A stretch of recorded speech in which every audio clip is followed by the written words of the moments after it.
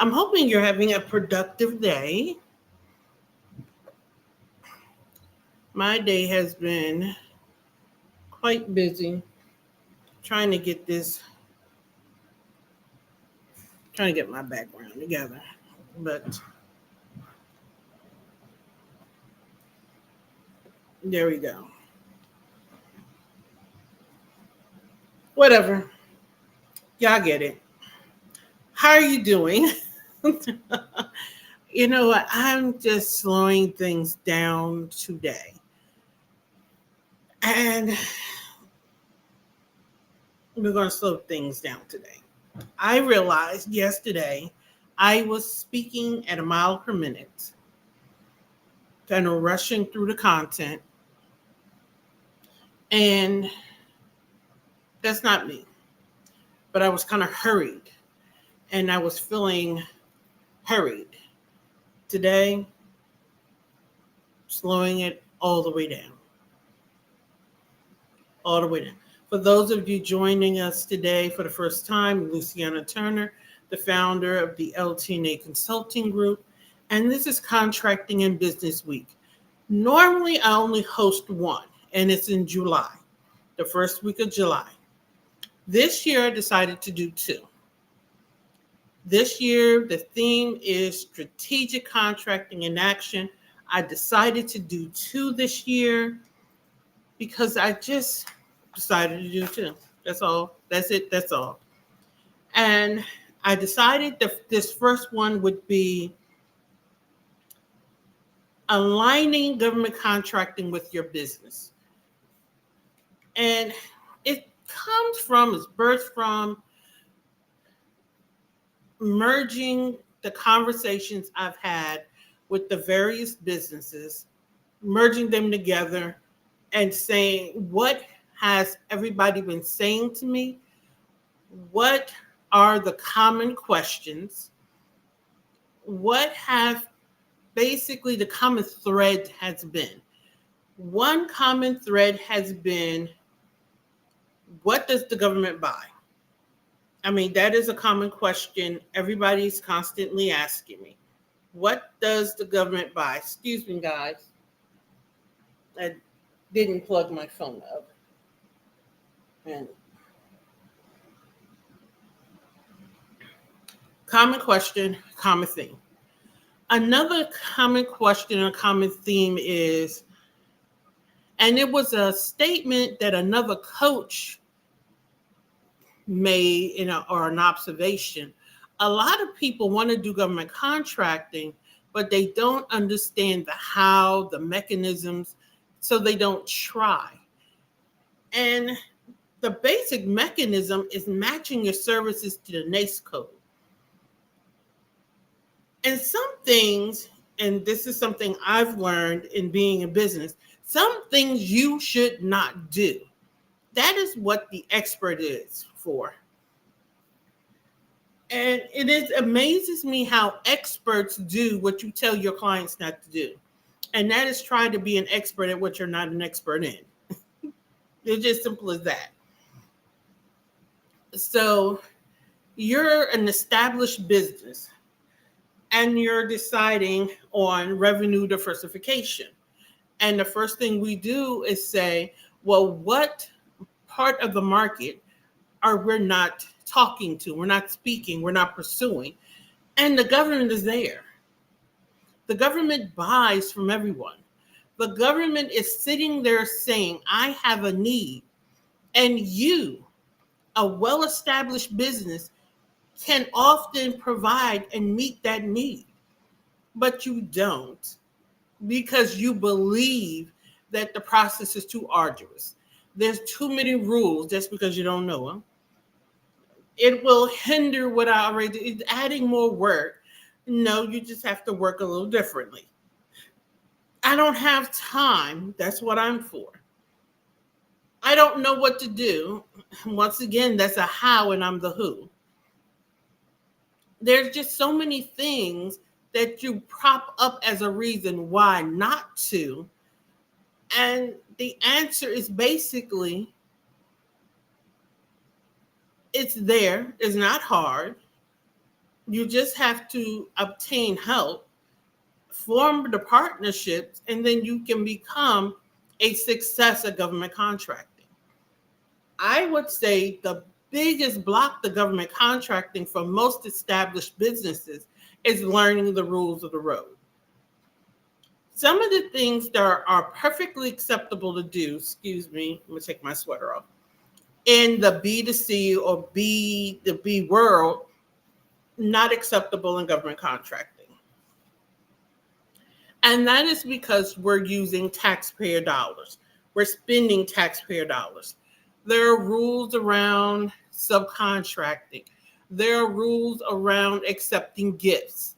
There are rules around recording costs and recovering costs and how you can build certain things to contracts. There are rules that say all contracts are not governed equally. There are different types of contracting vehicles. And I'm quite sure somebody is saying, see, that's why I don't do government contracting. And what I am telling you is, see, that is why you have a compliance officer such as myself in your community. Now, somebody is still saying, but I thought today we were talking about partnering government contracting. This whole conversation has been about partnering. I'm going to let that sink in. From the moment I opened my mouth until this very moment, I have been talking expressly and clearly about partnering in government contracting. And someone is still saying, I don't understand how. The point I've been making is that you are not an island unto yourself. You are not floating through this alone. You find others who do not do what you do. You find others who do the things you don't do. And you work in tandem to form a super team or superpower and become power partners. And then you work through together. That is whether you're partnering on contracts or you're meeting a need within your business. That's why this is contracting and business week, because government contractors, those of you who are already in the industry, or those of you who are coming into the industry, forget your businesses. I do not understand why. You forget your businesses for some reason. You are a business, a stably growing business whose primary client is the government, whether it's federal, state, or local, whether it's your county or your parish. You know, there's still parishes around here. The government is your client, but you are still a business. And as such, you partner with other businesses, whether they be solopreneurs or other large entities. You are power partnering every day in different ways. You are power partnering with me today by watching this broadcast and gleaning knowledge about something you didn't know, or something you knew and you learned a new perspective. I watch and listen and engage in content on a regular basis. Some of it is new content. Some of it is relearning content I already knew, but it's a refresher. And some of it is, wow, I knew that, but I didn't know it that way, or I didn't think of it that way. We power partner in different ways every day, or we should be. So how do we become power partners in business, become power partners in government contracting, so that we can then scale and grow our businesses? And then I'm going to invite you to work with me in 2025 so that you can grow your contracting business to another level, and you can grow your business, period, because I am not only a government contracting specialist, I am a compliance officer. And the one thing I will tell you, every piece of training you will ever get from me, every piece of training you will ever hear from me, I will always have a piece of compliance come out of my mouth. Always. My team comprises of people who are specialists in what they do. I have project management specialists. I have billing specialists. I have ethics specialists. All a part of the team willing to engage with our clients to take you to that next level. And if you are trying to analyze, self actualize yourself to the next level, I'm here to tell you that the picture will never see the frame. And that is something one of my coaches told me. You are intelligent, you are effective and efficient, but your effectiveness and your efficiency is what is keeping you from getting to the next level. The picture can't see its own frame. That is why we hire consultants. That is why we hire mentors, to help us get to that next level, because we can't do it by ourselves. That is where power partnering comes from. That is where building relationships come from, with our teams, with our consultants and managers and mentors, and with our contracting officers. So give me a moment, pause. If I say anything that resonates with you, put it in the chat. If you have a question, put it in the chat. So I'm getting ready to go here. I've said it, but I'm going to rephrase it. There are 3 ways that we partner in government contracting. The first and your primary way you partner is with your team. My mentor always say, you don't go as far as your dream, you go as far as your team. Your team, and I did this in a live during my morning broadcast contracting chatter. You build an effective, efficient team. You as the leader, the founder, decision maker, whomever you are, in the grand scheme of things, help your team actualize. You bring out the best in your team so that they can take the vision and grow it and run with it. That is what you do with the first partner that you make. You partner with your team.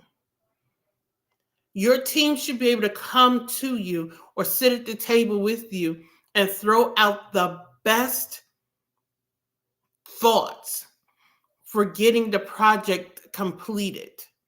Whether that project are systems that need to be established, reestablished, or tweaked, projects or proposals that need to be written, or projects that need to be performed. You start with your team. You start power partnering with your team first. And power partnering with your team includes help, education, training, supplemental help, not necessarily from within the company, because if your entire company needs help, stealing employees, and I'm using the term stealing, from one area to another area, and both areas are hurting, doesn't help. But I know as leaders, we're often saying our budget doesn't require hiring all the time. That's where consultants come in at. A consultant can come in and help you realize the most effective way to handle short-term needs. Sometimes you need an intern. Sometimes you need to bring in another company to hire that short-term need. Power partnering. There are, such as my company, you have proposals that you need to get out. Your team is stretched thin. Our company comes in and we become your government contracting shop within your company, helping you write those proposals, doing the compliance the compliance review portion of the proposal process. And if you don't have a proposal process, you need to join our 90-day GovCon, because we can, part of that 90-day, we're setting that up. Hello. Because your proposal process needs to include a compliance review piece to make sure you answer in the mail, because why are you submitting a proposal and you didn't even answer the government? Power partnering along the way. Power partners come in, come out. They ebb, they flow. They're not necessarily always there. So you power partner with your team that is your constant there. They're your stable, they're your foundation.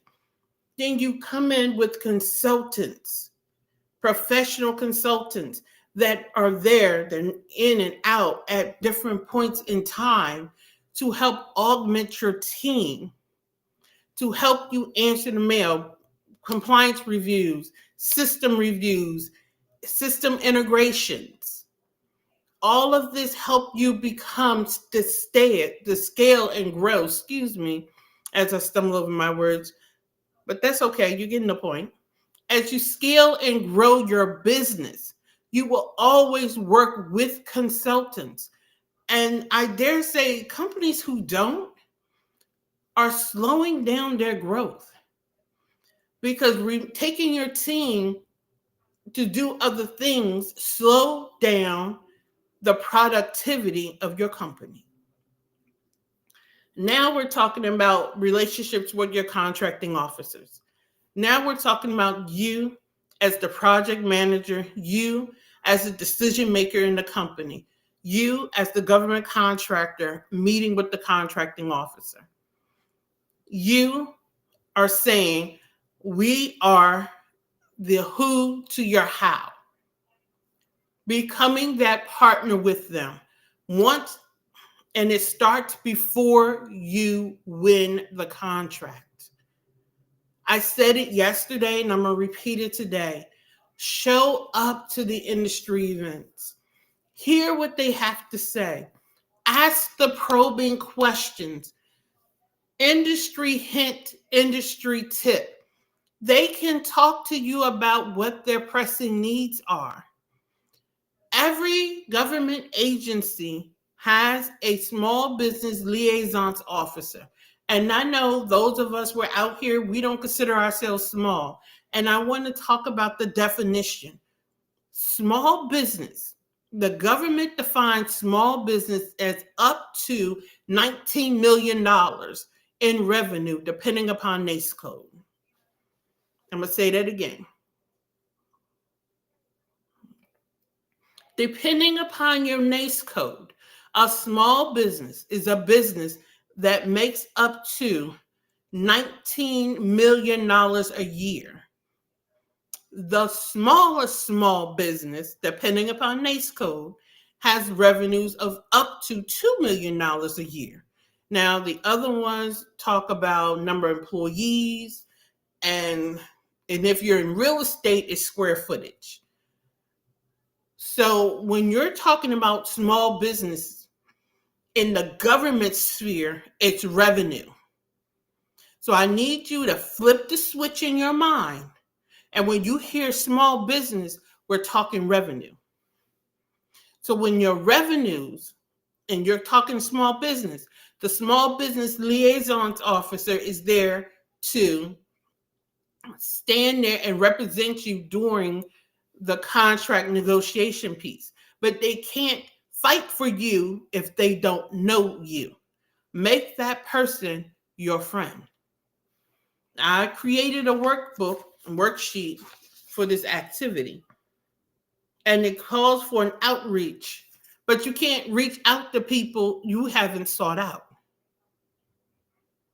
Attend the networking events and make genuine connection with these people. Genuine connection means find out what they're looking for. Some of this work you can do preemptively. Every agency has their forecast on their webpage. Take some time, look for their forecast. That your forecast tells you their current open contracts expiring contracts, and their proposed contract endeavors. You knew, if you were doing this work preemptively, you would have known the contracts they intended to pursue in 2025. So you could have taken time up until the beginning or the anticipated RFP release to do your homework, to contact that contracting officer and ask some questions. Expiring contracts. You could have contacted the contracting officer. Do you intend to renew this contract? If it's expiring for real, are you going to do a recompete, which means it's going out to the public? Or do you intend to just renew it for another year? If they're renewing it with the current prime for another year and then it expires for a recompete in 2026, well, do some homework in two ways. Talk to the current prime and find out what they think about their subcontractor, and talk to the contracting officer and find out what they think about the prime. And I'm not talking about gossip. I'm talking about performance. What do they think about the work that they're doing? What do they think that could have been done better? Communication-wise, what would they have liked to have seen? These are questions both ends need to answer. Because if you're thinking about pursuing the contract as a subbing to the current prime is always a good idea. And if you're talking to the prime about what the prime wants to see, then you can position yourself as a subcontractor the prime wants to work with. Power partnering and government contracting. If you're thinking about pursuing the contract as a prime when it comes up for recompete, then the government is telling you, I would like more communication. I would like to be kept in the loop better. I would like to know that how fast we're burning through it, so that if you need to increase funding, I have a greater lead time to go fight for more money. You know this. And these are things they can tell you prior to the RFP hitting the street. Because once it hits the street, they can't tell you anything that they don't tell anybody else. It's called doing your homework. It's called learning how the person you're working with wants to be talked to, how often they want to be talked to, and how they want to be talked to. Some people just want to email. That's it. That's all. Don't bother me. Some people would like frequent status meetings. And these are just casual conversations you can have. Hello, I'm so-and-so. Hello, I'm Luciana of LT&A Government Solutions. I see that you have a training contract coming up, and I want to know, can I schedule a time to meet with you to discuss your needs for this upcoming endeavor? The worst they can say is no. More often than not, they will invite you in for a sit down. Get to know you. They may even tell you what else is coming down the pike. You can talk to the government. You can talk to the contracting officers and talk to them about their needs, talk to them about how some of their biggest pet peeves about some of their other primes, some of the areas that have fallen short with other contracts. They can tell you all these things so that when you position yourself, you can position yourself as their help. I said it in my book, Keys to Government Contracting, and I will say it again. You always want to position yourself as the penicillin. You are the cure. But you don't know how to be the cure if you don't know what you're curing. I'm going to say it again. You can't position yourself as the cure if you don't know what you're curing. And what I see a lot of times is so many great companies are positioning themselves as aspirin. And what the government is looking for is somebody who's going to come in and do brain surgery. And aspirin is okay if you have a headache, but it won't cure or remove a brain tumor. So they're looking for somebody who's going to remove a brain tumor, and you keep positioning yourself as though you're aspirin. So you're going to get passed over time after time. Be a power partner. Build relationships. Do your homework. Make connections. Attend those networking events. And I'm going to say something else. And we find this more with small businesses, but sometimes you mid-sized guys sleep on the ball too. Pay the money and go to some of the paid events. You find a lot of the decision makers behind paywalls. I'm going to say it again.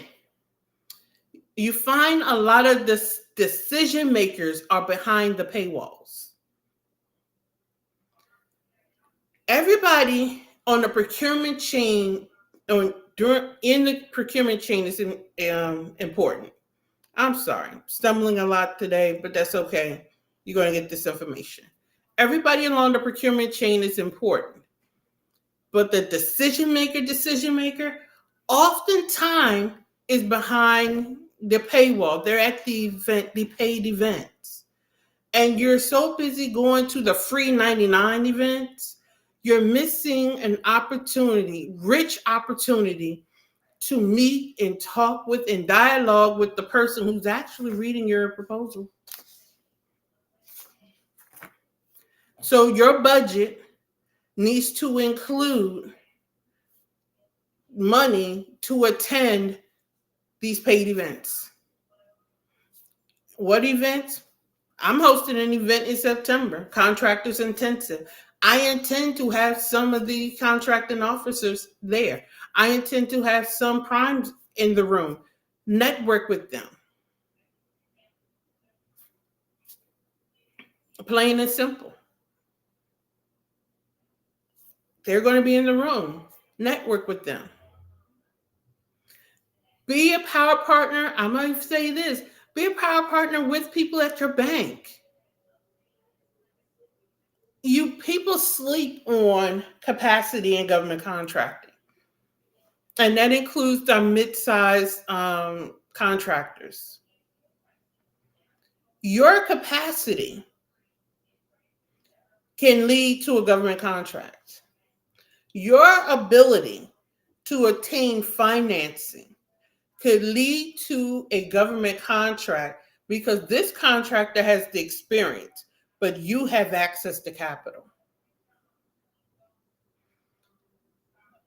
Put your capital with their experience, bid on the contract. When you sit there, now some contracts require you to do a presentation to the government. So when you present to the government, you're presenting to the government this united front. Now, I don't want to bring up joint venturing in this training because that's a whole nother beast. I'm not an attorney. I don't play one on TV. But that's where joint ventures are formed at in a lot of cases, where two business entities form a third entity for the sake of bidding on larger contracts. You're taking your ability to access the capital, merging it with their past performance, forming a new entity that is still building relationships, because you can't joint venture if you didn't have the relationship. And I don't ever tell people to form joint ventures with people they don't know. Build relationships. I had a gentleman who was in one of my Facebook groups, And he called me about some people approaching him about wanting to do a joint venture. And the more we talked, the more I was like, don't do this. You don't know them. And the whole joint venture was a non-compliance in the 80th place. The fact that you have certain certifications and they don't make joint ventures something that you may or may not want to do. There's rules around certifications and joint ventures. Keep that in mind. But forming these relationships is a way for you to get access to government contracts that otherwise you would not have access to. Keep that in mind. We do not do business in isolation. So to sum everything up, your first relationship is with your team. And you should carve out somebody from your team to help you form these relationships. Secondly, you're forming relationships with your consultants to help you come in and perform the analysis and the form and set up the systems, because as part of your systems, you're going to have to do a lot of follow-ups, keep touching, because meeting them once and talking to them once is not enough. As they say in marketing, you have to touch 7 times. You want to be top of mind with everybody you talk to. You want to be top of mind with every prime that you talk to. You don't want to talk to them once and then 7 months from now, you want to talk to them again about being a subcontractor. No, you want to stay top of mind with these people. So it's going to take more than you fight you. Being a power partner with the contracting officers, have those conversations, reach out to them. And once you've reached out to them, ask the questions, go back to your team with a debrief, implement the things that they've said, keep it top of mind. Have a spreadsheet or some kind of system so that when you bid, you can say, remember, when we talked to them, they said they're looking for this, this, and this, and incorporate those responses into your proposals. And then I want to say this one last thing. I said it on my morning lives, and I'm going to say it again. As you're making these partnerships and forming these relationships, and I should have turned that off before my live, do not do all this work to form these relationships and then write a hello beautiful proposal. AI is a beautiful tool to use to help you write a proposal. But these people that are teaching you to just upload the RFP into Chat, GPT, or whatever AI tool you're using and let it spit out a proposal for you are people with no industry experience, and they will forever keep you broke. Do not do it. And with that, I will see you guys tomorrow at 1 p.m. Eastern Standard Time for another installment in Contractors in Business Week. We're going to do a little shifting in the week, and we're going to talk a little bit about business systems in government contracting. We're going to talk about compliance tomorrow. And for those of you saying, I don't need to tune in for compliance, yes, you do. Because government math is worse than Common Core. And a non-compliance, you have to pay back the money plus penalties and interest. That's me. That's my girl. That's what I did. I'm going to tell you about my first audit in government contracting. We're going to talk about that tomorrow.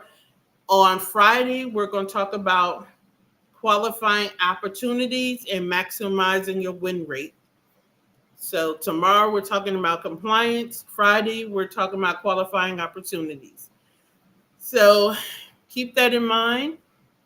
Check out my profiles. I'm going to drop the description of the 90-day GovWin and another program that we have going on in LT&A government consulting group. I'm tired. I've been writing a lot, so excuse my stumblings. And I will see you guys tomorrow. Whenever you're watching this, if you have any questions for me, drop them in the chat. I go back and look at the replays, pick up the questions, and I do answer them on the live. Saturday, I am running a replay of all of them. And Sunday, I am doing a Q&A. So if you want to watch all of them, I'm doing that Saturday, playing the replays. And Sunday, I'm doing a live Q&A session. So if you want to join me Sunday, I believe it's 6 p.m. Eastern Standard Time is the time I have set up for the Q&A. So have a great evening, and I'll see you guys tomorrow at 1 p.m. Eastern Standard Time.